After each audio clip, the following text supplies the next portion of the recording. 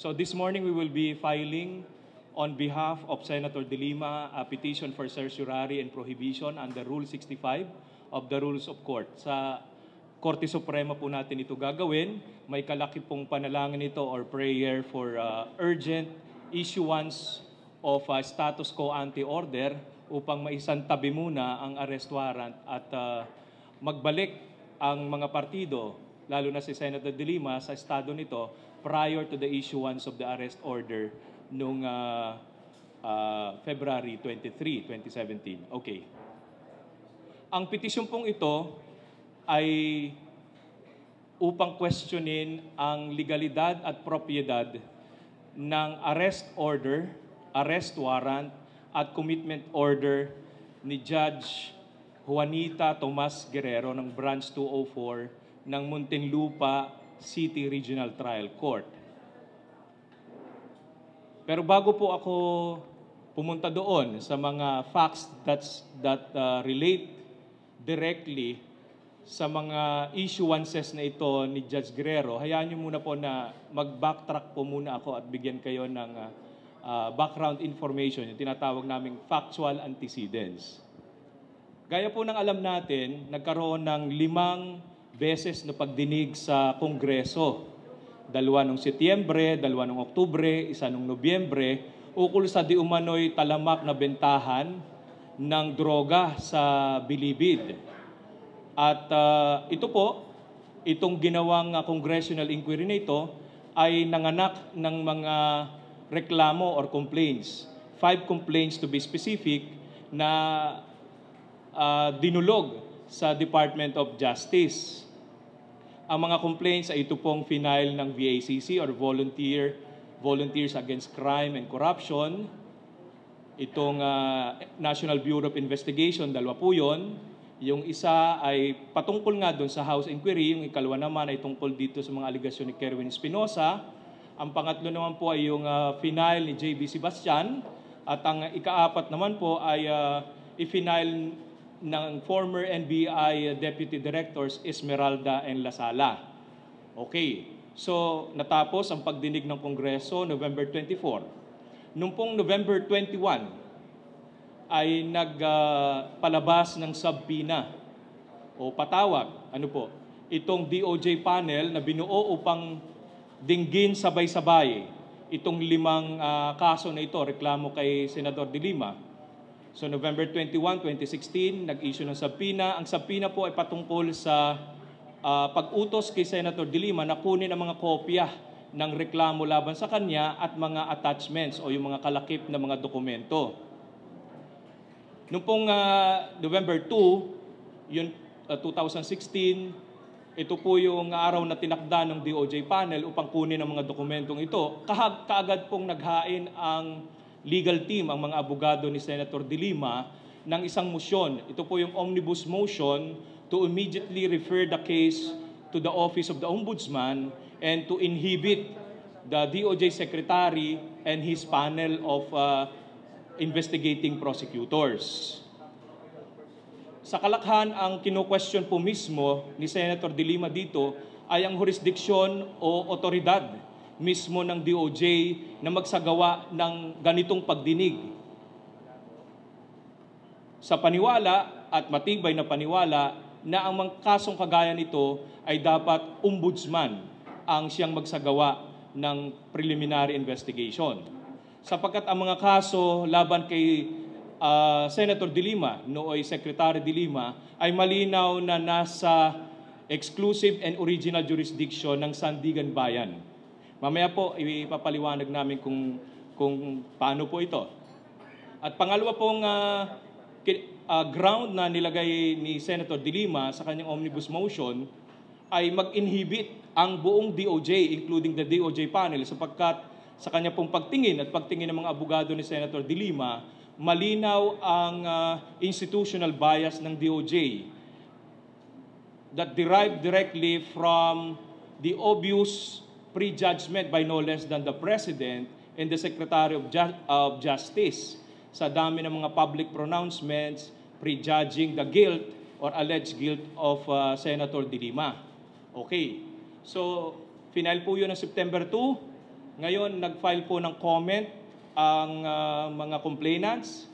Noong pong November 21, supposedly, para magsumite ng mga counter affidavit, ang lahat ng mga respondents dyan sa mga kaso pong yan, ang ginawa po ng DOJ panel, imbis na unahin muna na resolbahin yung nakabinbin na omnibus motion, kaaga-agad na sinabi niya na ay yung mga respondents kagaya ni Senator De Lima na hindi nagsumite ng counter affidavit ay nag-waive na o kaya ay pinakakawalan na, pinapabayaan na niya ang kanyang karapatang mag-counter affidavit na hindi naman po talaga nangyari. Sapagkat nakabinbin pa nga po ang kanyang motion na kino-question mismo ang jurisdiction ng DOJ panel na yan at ang kahilingan na i-elevate ito, i-endorso ito, kasong ito sa ombudsman. Okay. So ang nangyari, noong November 21, that's just 1 month from the issuance of the subpoena in November 21, 1 month lang po. Kaagad ay isinara ng DOJ panel ang preliminary investigation, diniklara na si Senator De Lima wala nang karapatan daw na mag-file ng counter affidavit at ang gagawin na lang daw nila sa pagsasara ng preliminary investigation, sabay na rin daw pong re-resolbahan kasama ng merito ng mga kaso ang kung ano mang sinasabi niya sa kanyang omnibus motion. Dapat po, procedurally, una muna niyang re-resolbahin yung motion.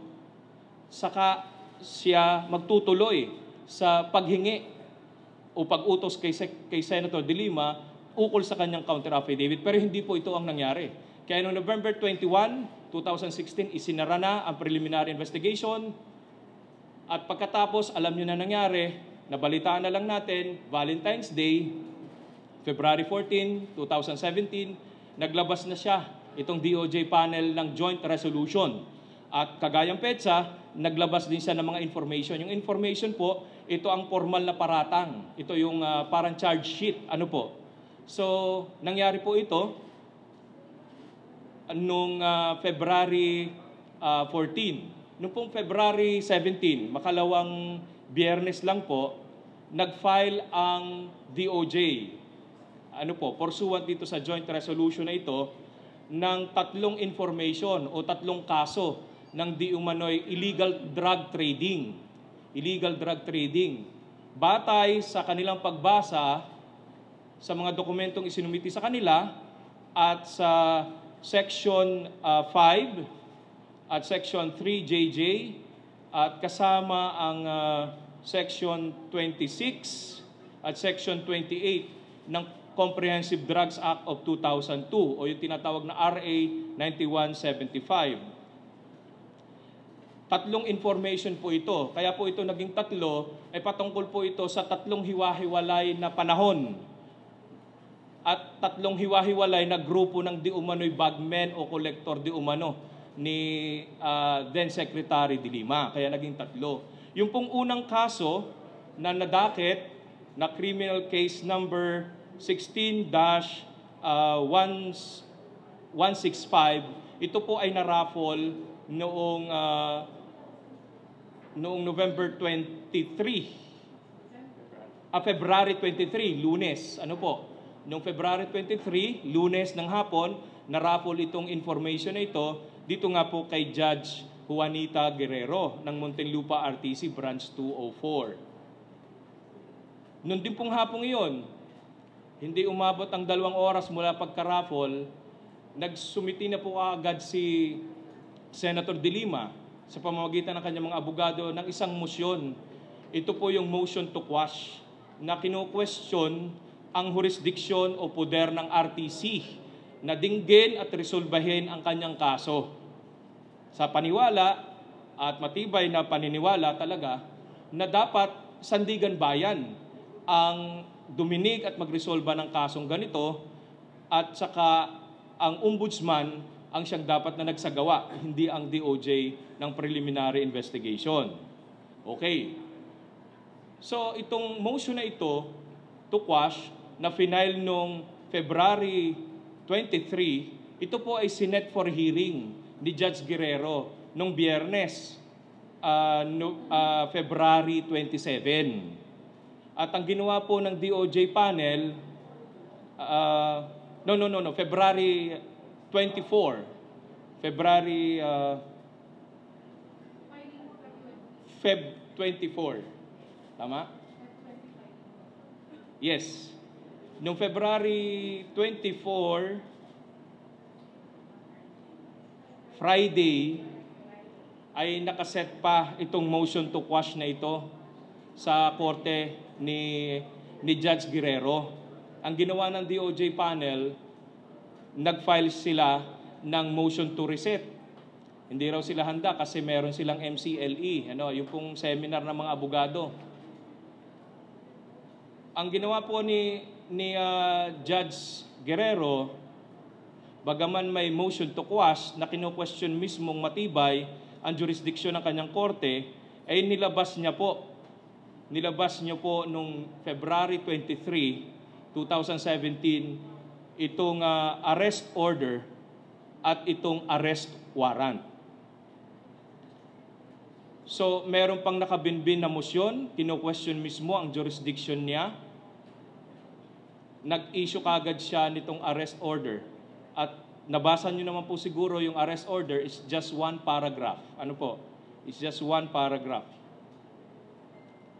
At pursuant po dito sa arrest order na to na sinasabi after careful evaluation of the information and the evidence presented with the DOJ during preliminary investigation, the court finds probable cause, let a warrant of arrest be issued against Senator De Lima and the two other co-accused. Ganun lang po.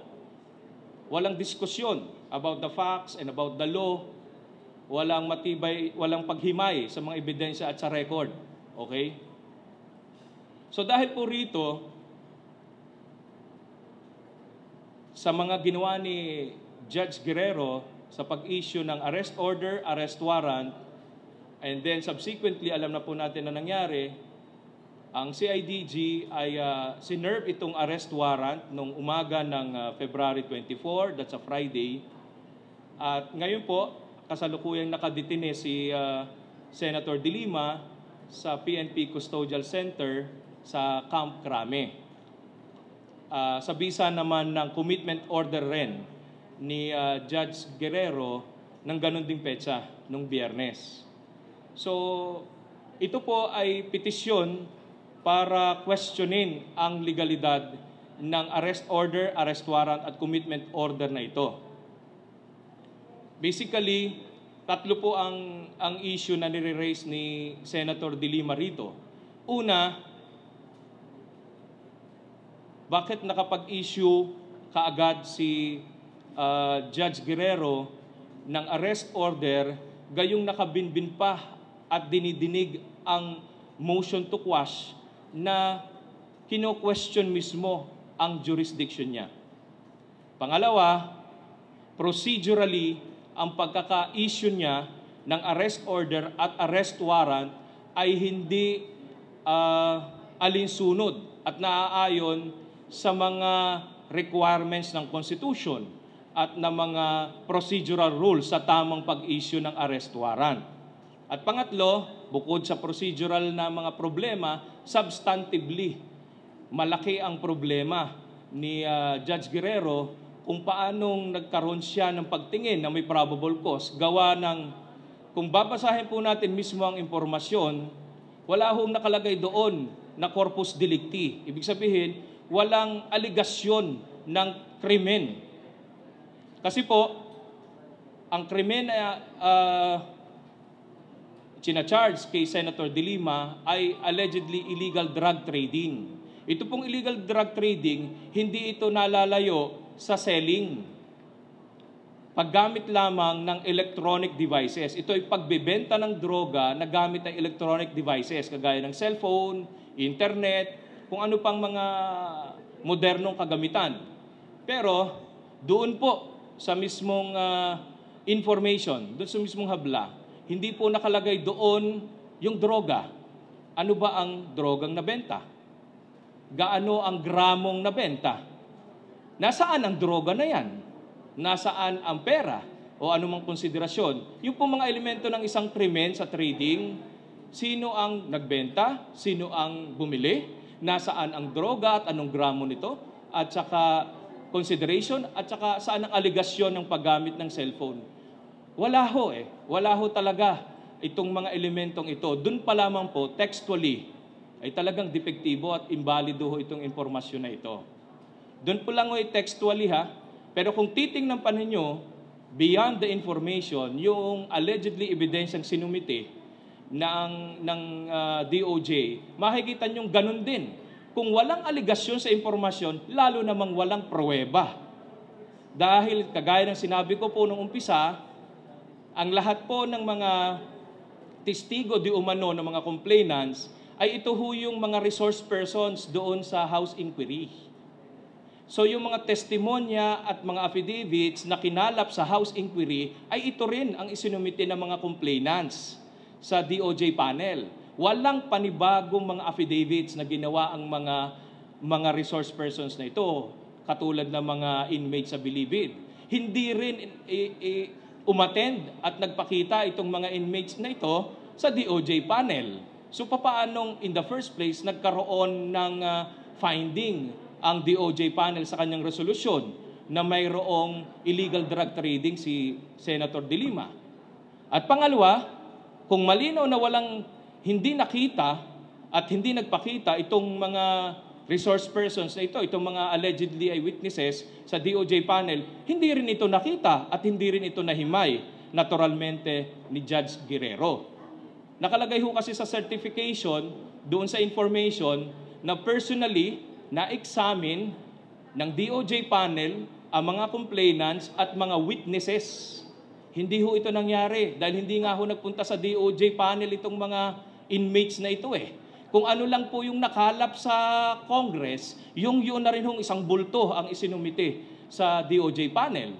So kung ganun din ho, hindi rin nakita ni Judge personally at na-examine niya personally itong mga sinasabing testigong ito. So yan ho ang suma ng mga argumento kung bakit mali at talagang mali itong ginawang arrest order, arrest warrant at commitment order ni Judge Guerrero ng Muntinlupa City RTC Branch 204. Marami pa tayong pwedeng talakayan, siguro makakatulong si Attorney Alex tungkol dun sa issue ng jurisdiction, yung mga binabanggit ko, bakit properly dapat pang ombudsman, bakit ito'y kung maging tunay na kaso ay maging sandigan bayan, at marami pang ibang mga issue na nakadetalye po doon sa petisyon. Pero in short po, ganun po ang sinasabi ni Senator De Lima at ng kanyang mga abogado. Maling-mali itong arrest order na ito at itong arrest warrant na ito at itong continued detention niya. Dahil una, kino-question mismo ang jurisdiction niya, ratsadang nag-issue kagad siya ng arrest order.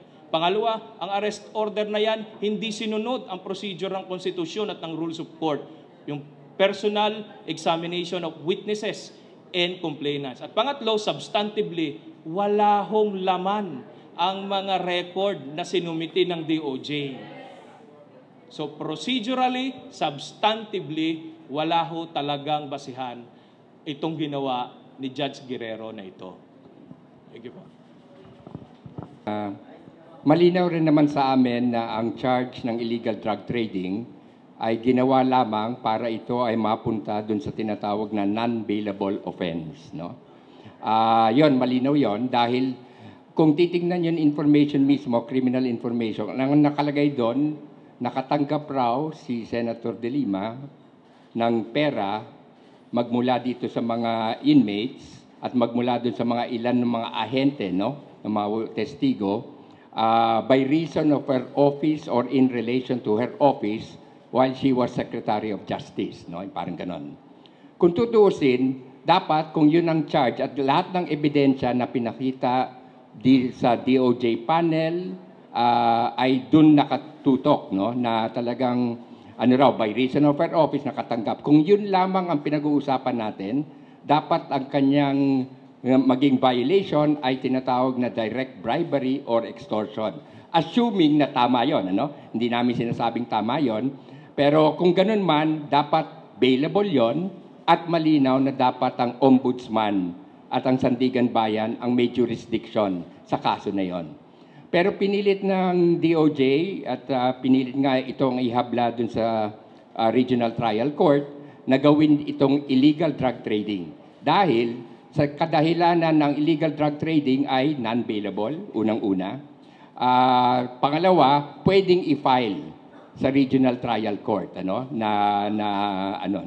Kaya nga, sabi nga ni Petong, nakakatawa itong illegal drug trading. Para maintindihan rin natin, no, ang ibig sabihin ng illegal drug trading, ito po ay mas malubha kaysa sa possession, no? Hindi lamang to ang pinag-uusapan natin dito, nahulihan ka ng 1 gramong shabu, o merong konting marijuana, at ito ay ginagamit mo, etc. No? Kung natatandaan nyo, nag-conduct silang raid sa Bilibid, at yan ang mga nahuhuli nila, I think mga small pieces or amounts of shabu, etc. No?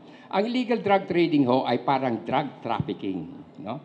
Talagang drug trafficking yan. Ibig sabihin, hindi lamang minsan, 2 beses o 3 beses nila ginawa, pero talagang maramihan yan. No?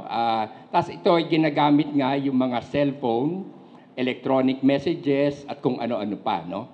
Ang nakakatawa nga dito, unang-una, binanggit nga, wala naman, ano ba ang droga na pinag-uusapan natin? Shabu ba? Marijuana ba? Baka naman fentanyl ang pinag-uusapan natin dito, no? So, hindi ho natin alam, no? Hindi natin alam kung anong klaseng droga dahil wala hong naka-indicate, no? Unang-una yan. Pangalawa ho, assuming dangerous drugs nga to, no? Kasi hindi natin alam kung dangerous drugs nga to. Assuming na dangerous drugs nga to, gaano karami ang pinag-uusapan natin? 1 gram, 10 grams, 1 kilo, wala rin hong indikasyon, no? Tapos nabanggit nga rin na maliban doon, pinag-uusapan natin dito, sino ba ang bumili? Sino ba ang nag-trade? Sino ba ang nagbenta? No? Tapos worse, sino ba yung mga kriminal? Hindi nila sinama sa charge sheet mismo yung mga mismong convicts na supposedly involved in drug trading. No? Ito yung mga same convicts na ginamit nila para magbigay ng testigo laban kay Senator De Lima.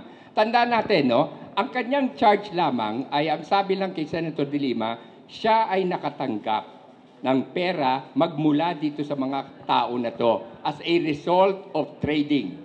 Pero wala silang binabanggit kung paano nagkaroon ng trading.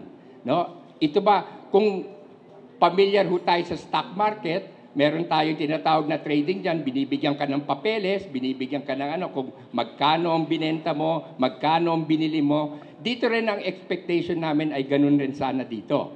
Hindi man to stock trading, pero dapat merong konting puweba na talagang sinabi nila nakatanggap rin raw ng kotse at ilan pa, no? Wala naman mga plaka, wala naman klaseng kotse, kung anong kotse pinag-uusapan natin dito. In short, ang lumalabas ho, ang tingin ng DOJ, basta sabihin lamang nila na nagkaroon ng illegal drug trading, ay dapat natin paniwalaan. At dahil ito ay nagmula sa mga convicts. Tandaan na po natin ang mga convicts nito ay lahat sila, kung di ako nagkakamali, ay nakasuhan at convicted by crimes involving moral turpitude, mga murder, kidnapping, kung hindi mga drugs mismo. Karamihan sa kanila, kung hindi lahat sa kanila, ay reclusion perpetua. No? Life imprisonment. Kung ikaw po ay isang convict na nakakulong, at ikaw panghabang buhay nakakulong, hindi ba sasabihin mo miski papano, miski para lang mailigtas ka siguro, mabawasan ang inyong sentensya? Kaya talagang, as far as we are concerned, talagang wala akong ka-value yung mga testimonya nito mga convict. Ngayon, dagdag ko lang, kasi nakarinig rin tayo 100 million, na nagbigay raw ng 100 million, at sino nagsabi nito? The same convicts. No? The same convicts ang nagsabi na sila raw ay nasuhulan ulit ng 100 million para lang baliktarin nila ang kanilang testimonya. Ang hirap po sa pamahalaan is that kung minsan hindi nila maintindihan na pinagpapalit nila yung totoong investigation into mere allegations at kala nila ito na ang gospel truth, no?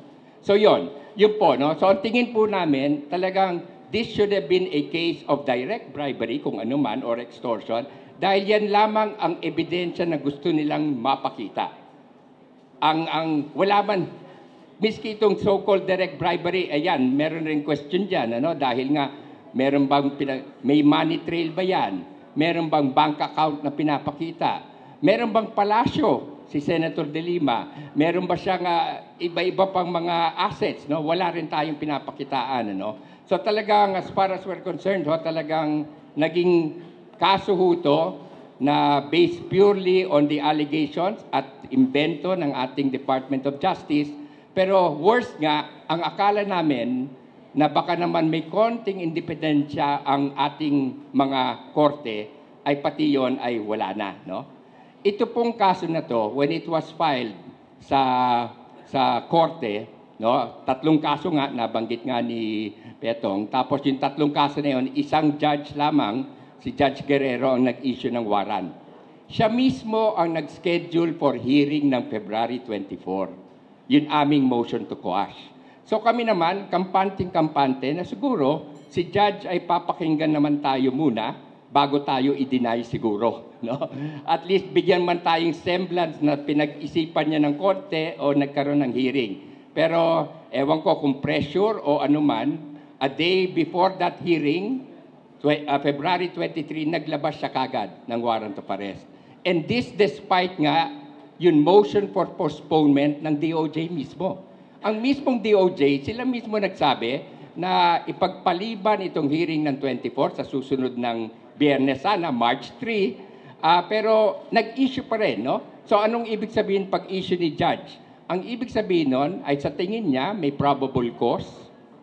At ito ay nakalagay naman sa kanyang order, ng warrant of arrest. Sabi niya, based on the criminal information and the evidence adduced by the DOJ panel. Ibig sabihin, ang kinonsidera lamang niya ay yung sinabmit ng criminal information ng DOJ at yung mismong ebidensya nilang napulot dun nga sa kanilang mga hearing. Ano?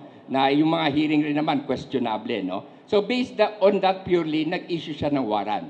At yan po ang kine-question namin dito sa Korte Suprema. No? Si Judge, binayolate niya ang kanyang tungkulin. No? Unang-una, magkaroon ng judicial determination ng probable cause. Ang ibig sabihin po nun, dapat tiniknan niya beyond the criminal information. Kung pwede nga, dapat kinausap niya mismo yung mga testigo na talagang naghabla. Dapat pinatawag niya yan. Dapat tiniknan niya mismo yung TSN notes ng DOJ. Dapat tiniknan niya lahat ito. Kung ibabase lamang sa ginawang investigation ng DOJ, talagang magkakaroon ka ng ganung conclusion. Ngayon, ang sabi rin during the hearing nitong February 24, sabi ni Judge ay kailangan raw siya mag-issue ng warrant of arrest dahil ito raw ay mag-a-acquire ng jurisdiction over Senator De Lima. No? Sa kanyang maling pagtingin, ay dapat hulihin muna si Senator De Lima bago siya mag-issue o bago niya i-considera yung motion to quash. Maling-mali ho yun. Talagang maling-mali ho yun. No? Mga ilan ng desisyon ng ating Korte Suprema na nagsasabi na talagang even before the arrest or even before arraignment, basta mag-file ng motion to quash ang isang akusado, dapat ito ay pakinggan at i-decide niya muna dahil yung mismong kanyang otoridad o jurisdiction para i-hear yung kaso ay put into question. No?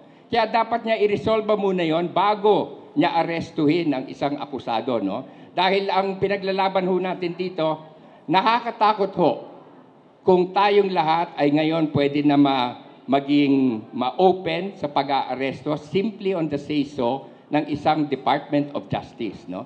Nakakatakot ho kung ang inyong liberties, ang inyong liberty nga, freedom natin, ay pwede na ngayon supilin merely on the allegations ng Department of Justice. Sabi ko nga, ridiculous yung allegations na nga, pero pinaniwalaan pa rin, yung illegal drug trade. Kaya yan po ang nakahain sa amin sa Korte Suprema. Maraming na-violate si Judge Guerrero, hindi lamang sa pag-issue ng warrant, kine-question namin yung pag-issue ng warrant of arrest at yung kanyang order mismo at yung kanyang pagbibigay, pansin dito sa mga allegations ng Department of Justice at ng kanyang mga ebidensya. Sa tingin namin na prejudge na rin ng West na to ang kaso na to. That's why we're also, soon we will probably file also before her court yung kanyang motion for her to inhibit herself sa pagdedetermine ng kaso na to. Pero talagang sa tingin po namin, ito po ay makukuha lamang namin ang remedy dito sa Korte Suprema dahil hindi ho kami naniniwala na magkakaroon kami ng remedyo dito mismo kay Judge Guerrero, no? Dahil may nagsasabi, dapat raw kami mag-motion for reconsideration muna, pero hindi naman kailangan yon kung malinaw na malinaw ho, may mga exceptions ho dyan, malinaw na wala kaming makukuhang plain, speedy, and adequate remedy from the court, at malinaw rin naman na walang jurisdiction mismo yung korte dito sa hinablan nila, no? So, yeah. So with that siguro, we can open ourselves to question, no? For example po, itong Borlongan versus Peña, ito po yung tinutukoy ni Attorney Alex Padilla na isang kaso na malinaw po doon na dapat reports, affidavits, TSN, and other documents submitted by the prosecutor po ang dapat ginamit ni Judge Guerrero. At marami pa pong mga kaso na nakadetalye po sa petition, which I think we will email and share it with you.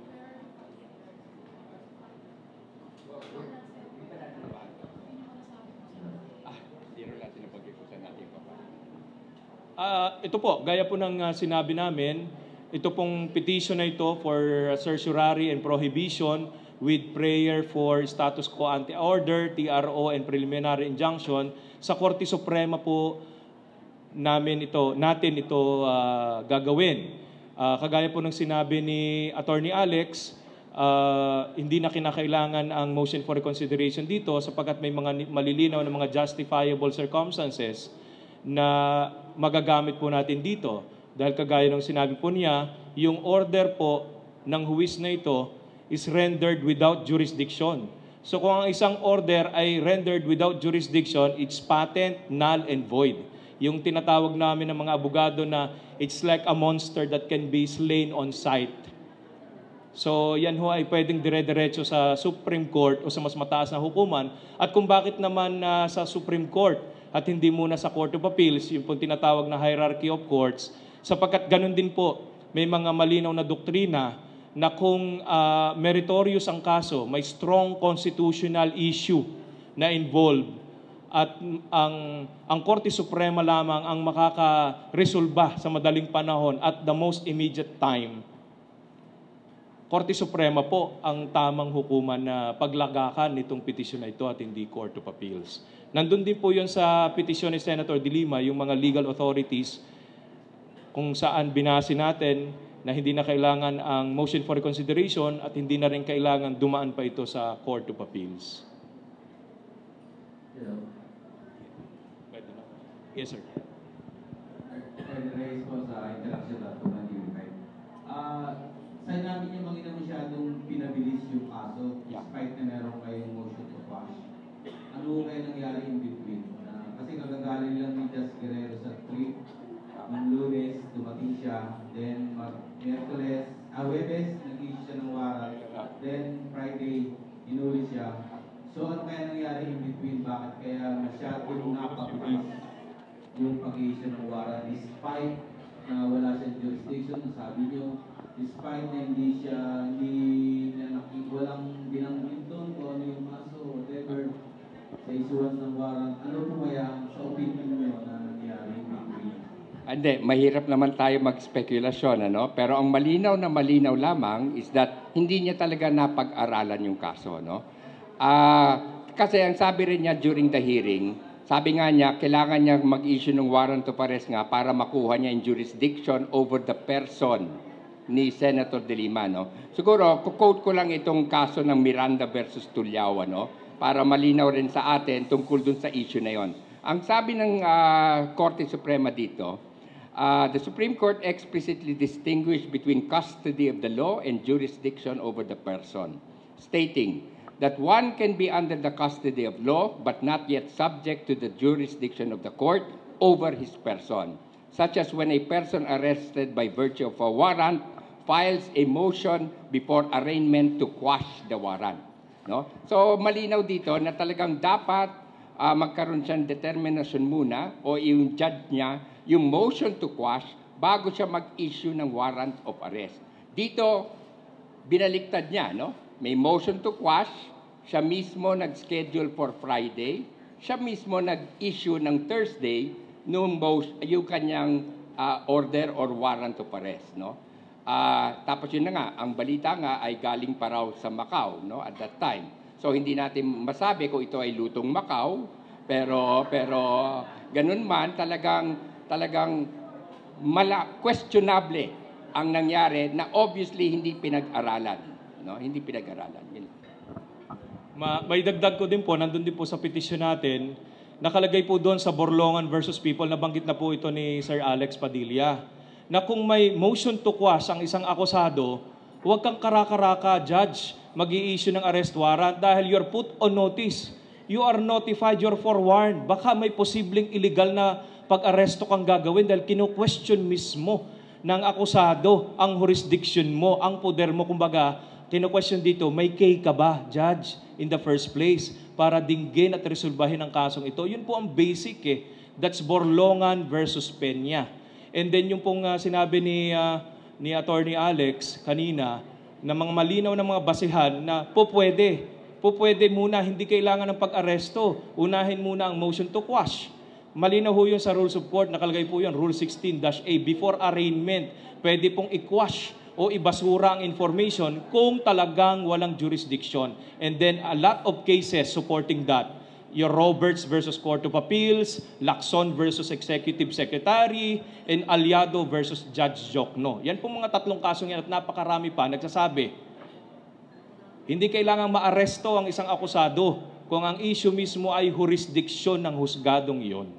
Yun po yun. Napakalinaw po. Mali po si Judge Guerrero talaga rito. Sir, sugan mo lang yung tanong na pasensya po sa tanong mo, pero pwede po bang mag-participate ang San George sa raffle kung wala po siya rito? Sa raffle po nung Monday, bumagsak po Wednesday po yata siya. Oo. Pwede naman. Oo, lahat naman ng judges, ibig sabihin lahat ng branches ay kinukonsidera at sinasali sa raffle. Ang tinutukoy niyo po siguro yung attendance ng particular judge na yung sa raffle. Mayroon po kasing reglamento dyan Supreme Court, basta may majority at nandun yung executive judge or vice executive judge at saka represented yung office of the clerk of court at may mga representatives sa mga partido, nangyayari ho yung raffle. Kahit pa wala yung huwes kung saan maa-assign yung kaso. Wala akong problema doon. Di kaya dahil nagkaroon ng raffle, pero palabas lang yung wala siya doon dahil nasa Macau nga, para hindi siya disimulado yung pagkakapunta sa kanya ng kaso. Hindi pa kaya gano'n yung nangyari. Sabi nga rin dyan ni Atty. Alex Padilla, sa Macau, lutong Macau, so nilutong Macau yung raffle. Hindi, mahirap naman talaga mag-speculate, no? Kasi talaga naman na-raffle yun 3 kaso sa 3 iba-ibang husgado sa Muntinlupa, no? So isa nga si Judge Guerrero. Ang aming tinatanong, hindi pa yung pagpunta niya o galing man siya sa abroad, no?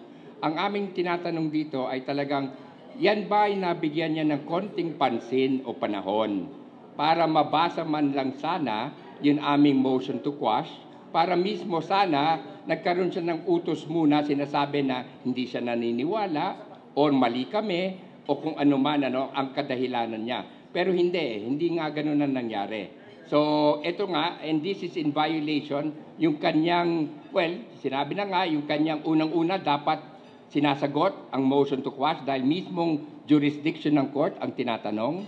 Pangalawa, tungkulin yan ng West. Hindi pwedeng tanggapin ng isang West lamang kung anong sabihin ng prosecution. Otherwise, bakit pa siya nag-West, no? Determination dapat ng isang husgado ang personal determination niya kung sa tingin niya ay tama o mali ang final na criminal information. Hindi siya isang tuta lamang, no? Siya ay dapat tumingin. Kung kailangan, dapat pinatawag niya mismo yung mga testigo para siya mismo magtanong kung tama ba to o hindi itong mga charges na to. Pero none of this ginawa niya, no? At gumawa siya ng conclusion. Ta sabi nga, nakakapagtaka kasi kailan ba order niya was 1 day before her actual hearing date. Siya mismo nag-schedule. Order niya was, I think, only 3 days from when it was filed, no?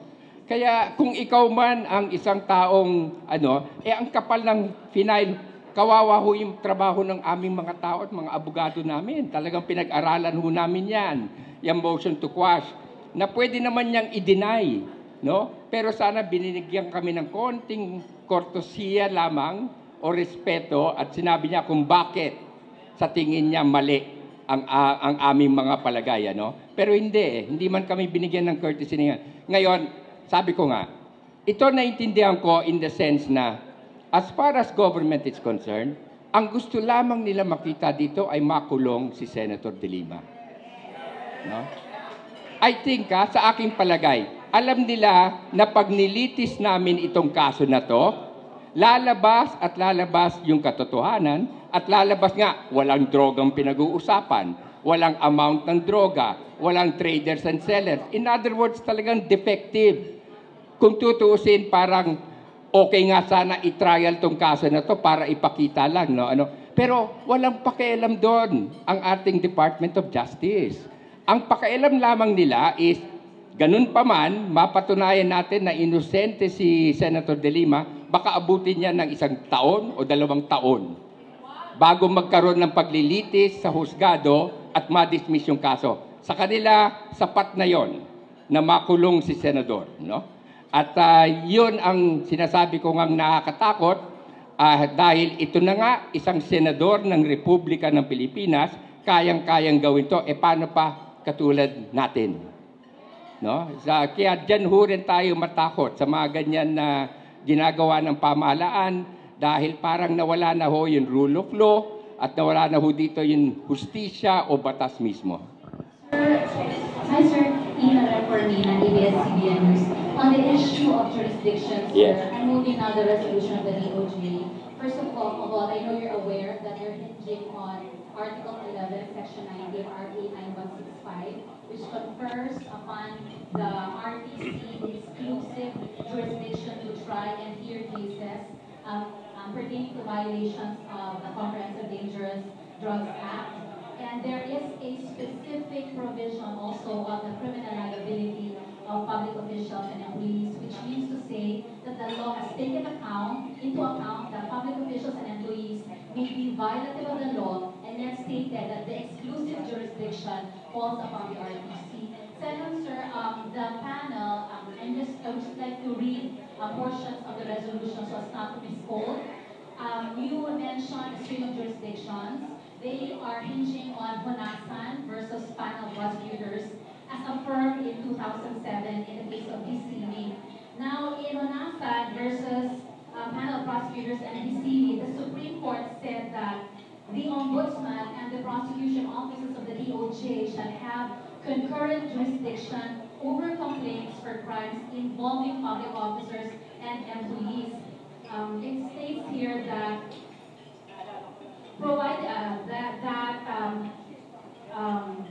involving public officers and employees falling outside the exclusive jurisdiction of the Sandigan Bayan, provided that the office where such a complaint is filed for preliminary investigation shall acquire jurisdiction with the exclusion of the other. Now, the Supreme Court also in Onasan said that under the revised rules of criminal procedure, all recognize and uphold the concurrent jurisdiction of the Ombudsman and the DOJ to conduct preliminary investigation on charges filed against public officers and employees, and that, in summation, the Constitution, Section 15 of the Ombudsman Act, and Section 4 of the Sandigan Bayan Law do not give the Ombudsman exclusive jurisdiction to investigate offenses committed by public officers or employees. Just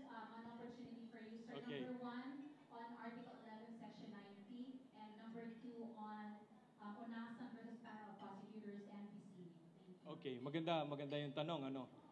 Thank you very much. So, dalawa bali yung issue na binabato ni Ma'am Ina, no.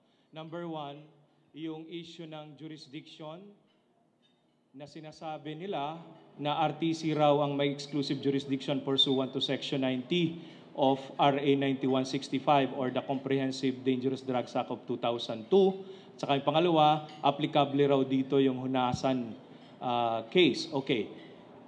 Unang-una po, kailangan maintindihan natin, iba yung issue o usapin ng exclusive jurisdiction ng RTC at yung issue na may poder o otoridad ang Supreme Court na mag-designate ng branches of RTC to try exclusively certain types of crimes. Dalawa pong magkaiba yon, okay? Jurisdiction, exclusive and original ng RTC. Yan po ay defined by law. Nakasaad po yan sa batas. That's your BP 129 or Judiciary Reorganization Act of 1980. Nakalagay po doon ano ang mga kaso na pwedeng dinggin ng RTC. Ngayon, mayroon pa rin po mga special law na nagbibigay ng exclusive and original jurisdiction sa RTC. Kagaya po ng Omnibus Election Code sa kaso po ni then Chairman Abalos at saka si GMA, yung electoral sabotage. Omnibus Election Code provision mismo po ang nagsasabi, basta election-related offenses, yan po exclusive sa RTC. Wala pong ibang korte ang pwedeng duminig at magresolba ng kasong ganyan.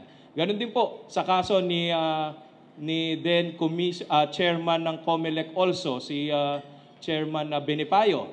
Ang naging kaso niya doon, libel. Sa batas ho ng libelo, nakalagay ho mismo doon sa libel law sa RPC, section Article 360. Court of First Instance po, yung ngayon ay RTC, ang may eksklusibong jurisdiction lang din sa mga kaso ng libel. Okay? So, madalit salita, yung exclusive jurisdiction ng RTC defined by law, nakalagay mismo malinaw ang lengguwahe. BP 129, libel law, at saka itong binanggit ko kanina na Omnibus Election Code. Malinaw.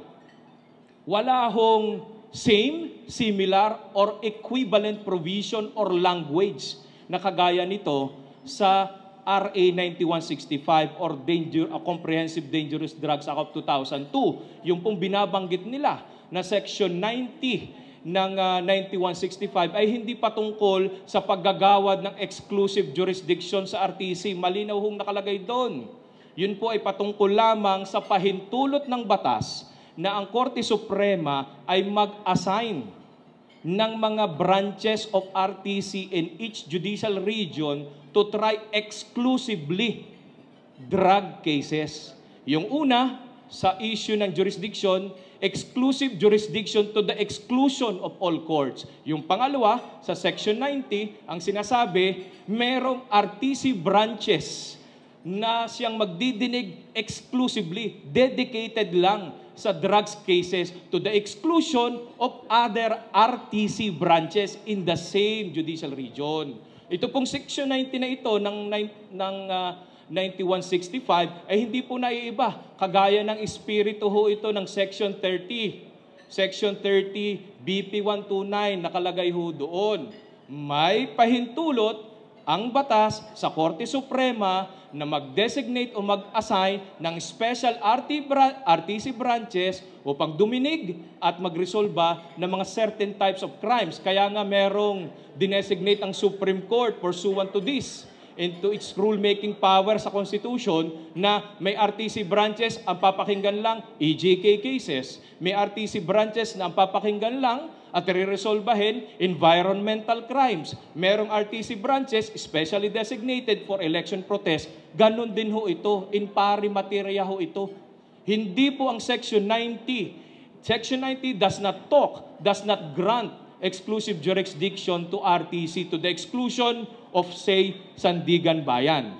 Ang tinutukoy lang po nito, kagaya ng Section 90, poder ng Korte Suprema na mag-assign siya exclusive. Bakit po kailangan ito? Basahin po natin maigi ang Section 90. Kasi po, sa Section 90 nakalagay doon, napaka-stricto po yung time frame niyan. Kailangan daw, pagka-file, yung information, kailangan matapos ang paglilitis ng 30 days. at pagkatapos daw matapos ang trial, kailangan maresolba ng 15 days. So mabilisan ho ang pagdinig at pagresolba ng ganitong kaso. So kailangan merong dedicated, merong mga specially trained na mga RTC branches in each judicial region para mag-handle nito. So yun po ang ibig sabihin nun, hindi po jurisdiction ang tinutuko ng Section 90. Tungkol lang po ito ng assignment ng mga branches.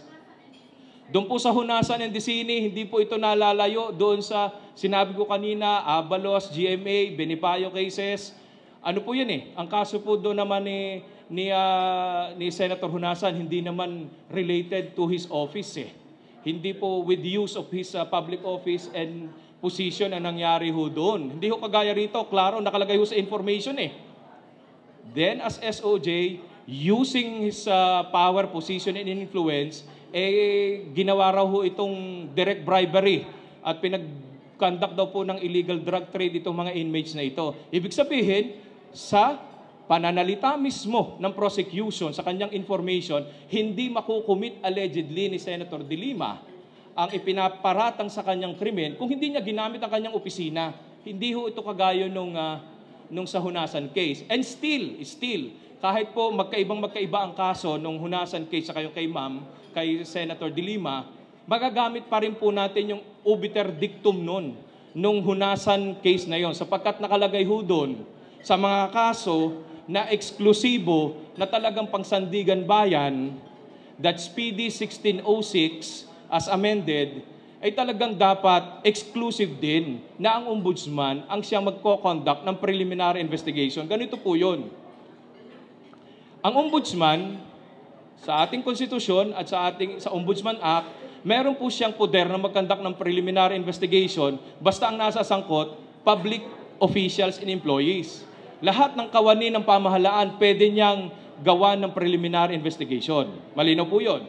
Pero may mga certain type, meron pong klase ng public official. Ito po yung may salary grade 27 at least at pataas. Ito po ay eksklusibo lang. Eksklusibo lang ho sa ombudsman. Hindi ho pwedeng manghimasok ang DOJ dito at sabihin may concurrent jurisdiction siya. Bakit ho? Ay nakalagay mismo sa PD 1606, Section 4A, kapag ang krimen mo, direct bribery, o kaya ang krimen mo, specific, nandoon sa Chapter 2, Section 2, Book 2, Title 7 of the Revised Penal Code, kasama ang direct bribery, eksklusibo. Yung mga krimen na nakalista doon, at ang iyong grado, salary grade ay 27 pataas, talagang sandigan bayan yon at ombudsman lang ang pwedeng mag-imbestiga. Ngayon, may pangalawang klase ng krimen, nakalagay din po doon sa Section 4B ng PD 1606 as amended. Other crimes. Ibig sabihin, kung hindi specified pero ginamit mo yung opisina mo with use of public office, ay pasok din ho yan. Jurisdiction ng sandigan bayan, ombudsman ang... agree with the Supreme Court when it said that the Constitution, Section 15 of the Ombudsman Act of 1989 and Section 4 of the Sandigan Bayan Law as amended do not give the Ombudsman exclusive jurisdiction to investigate offenses committed by public officers or employees, or at least you're hoping for the Supreme Court to reverse this particular jurisprudence. Di po, ang tinutukoy po niyan, ang DOJ, meron siyang parang plenary power to conduct preliminary investigation sa lahat ng krimen, regardless kung sino ang respondent, pribado man o publiko, no? Private or public man na person yan. Yun po sinasabi, ang DOJ merong ganong poder to conduct preliminary investigation. Ang ombudsman naman, meron din siyang plenaryong kapangyarihan basta, regardless of rank, basta government employee or government official, meron. Pero, meron pong nakalagay mismo sa batas, napakalinaw, na kung itong public official na to ay may ranggong ganito, salary grade 27 or pataas, at ang krimen na ipinaparatang sa kanya, ayun nga hong nakalagay sa Section 4A, yun nga po, naka-specify doon, Graft and Corrupt Practices Act, violation of RA 3019, o kaya po yung sinabi ko, yung nasa Book 2, Chapter 2, Title 7 ng RPC, kasama yung direct bribery, yan po yung talagang sandigan bayan. And second, kung ginamit mo ang opisina mo sa pag-commit ng isang krimen, kagaya ng malinaw na aligasyon mismo sa information ng DOJ. Dahil nakalagay mismo doon, ginamit di umano ni then Secretary De Lima ang kanyang opisina. So, malinaw ho yun. Sir, final question, clarification lang, sir. Oo. The one pending with Judge Guerrero is an omnibus motion, It's or a- is it just a motion to quash? Does it include a motion to hold in abeyance issuance of the arrest warrant? Clarify this. Motion to quash. Ang pinail namin doon, motion to quash. No? A motion to hold in abeyance issuance of the arrest warrant. Understood na ho yun. What Na about the other two, sir? Dun sa other two, pareho rin, pareho rin. wala motion to hold in abeyance issuance. Oo, at wala rin naman in-issue na warrant, no? Motion to quash. Yeah. Banggitin ko lang rin siguro basahin ko lang yung information mismo ng ng DOJ. Ang sabi nila, from November 2012 to March 2013, accused Laila de Lima, being then the Secretary of the Department of Justice, by taking advantage of their public office, conspired, no? Tapos, having moral ascendancy or influence over inmates of the New Bilibid prison, did then and there commit illegal drug trading. Yun lamang. Yun lang ang binanggit ng illegal drug trading. Pero, sinunod pa nila, in the following manner. No? So, ganito raw kinomit yung illegal drug trading. Sabi nila, De Lima and Ragos, with the use of their power, position, and authority, demand, solicit, and extort money from the high-profile inmates in the New Bilibid prison to support the senatorial bid of De Lima in the May 2016 election. Unang-una, napaka-omnipresent nitong DOJ na as early as 2012-2013, alam na nila natatakbo ng senador si Secretary De Lima at that time in 2016. Pangalawa, sinasabi nila mismo dito nag-solicit, nag-demand, nag-extort ng pera. Hindi ho illegal drug trading yun. Bribery ho ang tawag doon. No? Pero sabi ko nga, binanggit lamang nila yung illegal drug trading because precisely, para nga maipasok ito sa 9165 at a-allege nila kunwari na non-bailable yan at para nga masabi na ito ay non-bailable na pwedeng ang hulihin. Ngayon, binanggit nga rin ni kumpanyero na talagang dito pagdating ho dito sa preliminary investigation. Hindi ho pwede nga ho mag-conduct ng preliminary investigation ang DOJ at Ombudsman.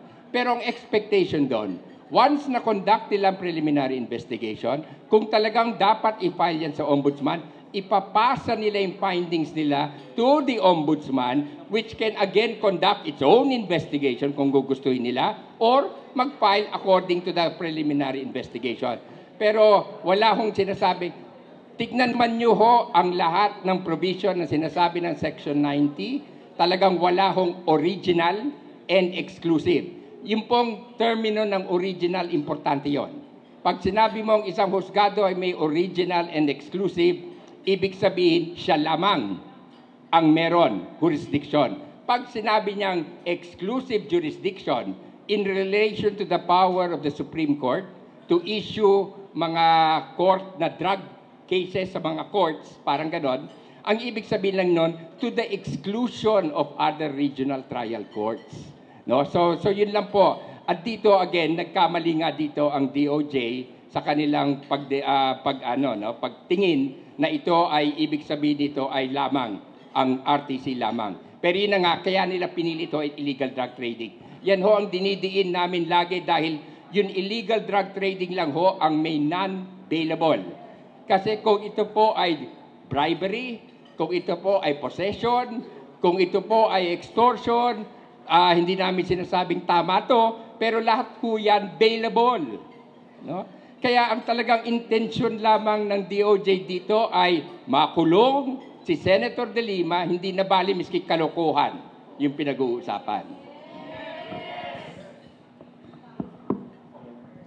So, yes. Yes, Marlon.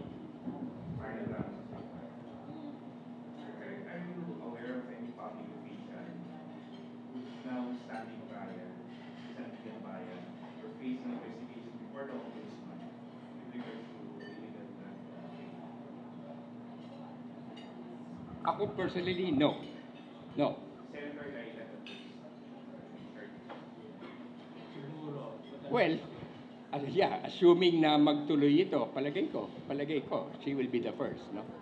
Second, sir, the head of the DOJ panel is recommended the indictment of Senator Hitchens. It's a fraternity branch of President Duterte.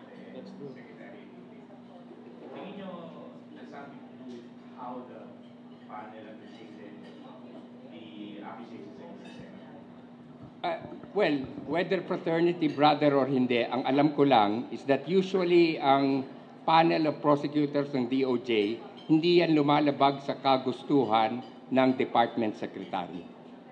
It will be foolhardy for them to go to counter the department secretary. So sa aking palagay, ay talagang, kaya nga, yan nga, hinain rin namin nga yung motion to quash dahil sinasabi nga namin is that ang Department of Justice is incapable of ever pursuing a clean, honest, and fair investigation only because nagkaroon ng prejudgment ang Secretary of Justice. And this is regardless of what Secretary Aguirre was saying. Ang sabi niya, wala naman raw yung pirma niya dun sa resolution. Itong resolution raw ay pinirmahan ng mga prosecutors. Madali hong sabihin yon. Pero hindi naman kailangan yung pirma niya dun sa resolution. Ang kailangan lang yung kanyang impluensya dun sa mga prosecutors. Do you still think the RTC, the lower courts, could afford a fair time for Senator Guillermo when the highest official of the land, President Duterte, was already decided that Senator Laya is fit to start? Yeah, well, oo nga, yun nga kaya nga gusto sana namin yun, unang-una yung tamang husgado ang magdinig ng kaso, which we feel is the ombudsman. Mas may independence naman ang ating ombudsman at Sandigan Bayan in terms of yun, no? Unlike, kunyari, well, we're hoping that the judiciary will remain independent, no? Miski ba may prejudgment ang ating Pangulo, it has happened before, marami namang kaso na na-prejudge na ng mga dating mga Pangulo, eventually the truth will out, pero sana ngayon pa lang ay makita na talagang, well, itong nangyayari kay Senator De Lima ay hindi unusual, ano? Pagdating ho ng mga any new government, kadalasan ay kinakawawa nila o pinipersecute nila ang kanilang mga kaaway. And this government is no exception, no? So yun lang. Sana a little fairness, a little impartiality para lang makita natin, ma-arrive natin kung ano yung katotohanan. But not this way. No? Not this way. Dahil ito talagang we are going back 1,000 steps backward. No? Ang nangyayari sa atin, imbis na sumusulong tayo, ay tayo bumabalik pa. That's particular for asking this question, but how do you respond to criticism that ito rin yung ginawa ni Senator Laya when she was the SOJ to GMA and other perceived enemies of Daquila since you mentioned it? Well, narinig ko na rin ho yun. Mga iba sinasabi, buti nga. Mga iba sinasabi, o yan, nakatikim ka ng sarili mong ano. Pero, ang sa akin ganito lang, ano, ganyan na ba talaga ang pag-uusap natin sa pagdating sa batas? Talaga bang, so ano bang expectation natin? Ang susunod na pamahalaan after Duterte ay siya naman ang iipitin? Tayo ba, hindi na tayo aalis sa gantong sitwasyon na sisihan ng sisihan, gantihan ng gantihan, etc. Kung may nagawa man si Senator De Lima dun sa mga nabanggit mong katao, meron naman mga ibang remedyo na dapat nilang pwedeng gawin. Pwede nilang kasuhan civilly, pwede nilang kung ano-ano pang aksyon, no? Pero dapat ba tayo umabot sa gantong hantong na talagang paulit-ulit na lang tayo sinisisi natin, ginagantihan natin, at ito nga nangyayari for the past ilang taon na to. Kami nagsasawa na ho, no? Bilang mga abogado rin na I'm sure pagdating ho ng new administration, baka malay nyo, baka naman mga opisyalis ni President Duterte ang aming kliyente. No? So ayoko naman sana umabot sa mga ganun dahil nga dapat ang batas ay para sa lahat. Dapat ina-apply to liberally, impartially, and fairly, at wag naman natin gawin ito upang makabawi o makakuha ng revenge sa isang opisyal na kaya naman sagutin ng ibang bagay, no? So I guess